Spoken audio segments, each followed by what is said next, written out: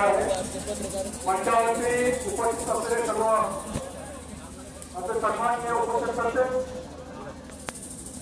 माननीय खासदार बघेल साहेब आणि समोर असलेले सर्व विविध पक्षाचे पण आदिवासीवरती प्रेम करणारे या ठिकाणी जोडलेले सर्व म्हणजे बंधू भगिनींनो,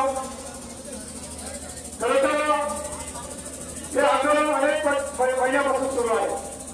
गेल्या 6 महिन्यापासून अनेक आदिवासी संघटना आणि आंदोलन करते हे सतत मंत्री महोदयांची भेट घेत आहे।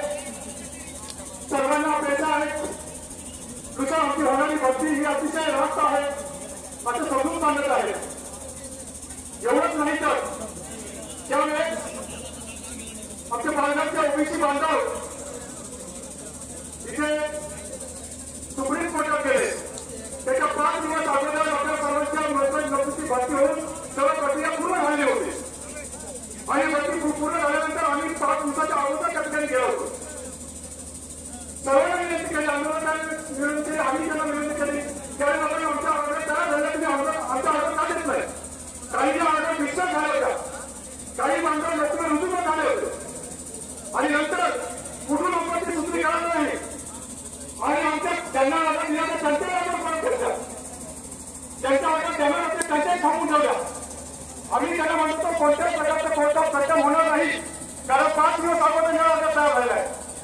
पण सरकारची अनर्थ आहे, सरकार आपल्याला काही करायचं नाही अशा प्रकारचं या ठिकाणी दिसतं आणि त्याचा प्रत्यक्ष आता मित्रांनो की गेल्या 26 दिवस झाले या 26 दिवसापासून या ठिकाणी एक मोठे आंदोलन सुरू आहे, लोक या ठिकाणी येत आहे। आम्ही चक्काजाम केला, नाशिकमध्ये येणारी सर्व गुजराती वाहतूक असेल सर्व ठिकाणी वाहतूक बंद केली।